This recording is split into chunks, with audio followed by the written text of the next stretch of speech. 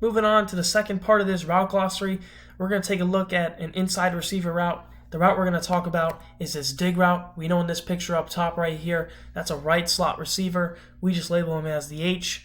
He knows that the ball's inside zone to the left, so his left foot's going to be up. He's going to run to 12 yards using his speed. And he's going to break on a 90-degree cut in, and that's going to be at 12 yards, and he's going to run flat along his line. All right. His split is usually on the hash or +2 from the hash. We're going to take a look at how to run this route versus an off defender, a press defender, or a book defender. When I say book defender, that's just the term we use here at Kaiser to label a outside leverage defender.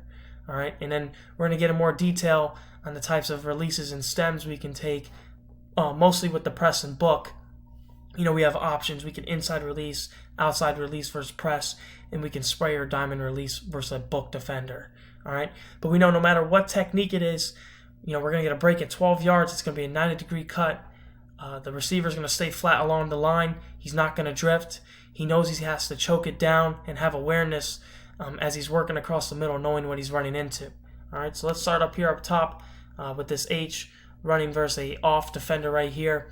We're telling these guys to come out of your stance, and you're going to use your speed, and you're going to break down at 12 yards running that 90-degree cut dig route right there. You know, you want to get this guy to backpedal, threaten him vertically.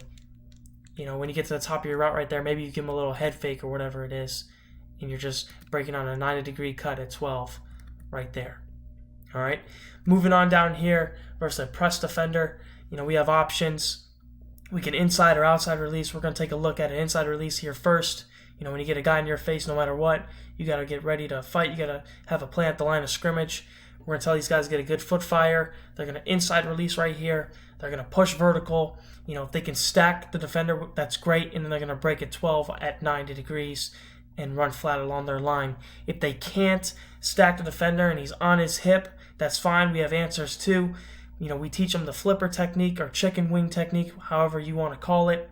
They're going to have the guy on their hip, and when they get to their break point, you know, they're going to use their elbow and they're going to flipper off of him and create separation at 12, and they're going to stay flat along the line.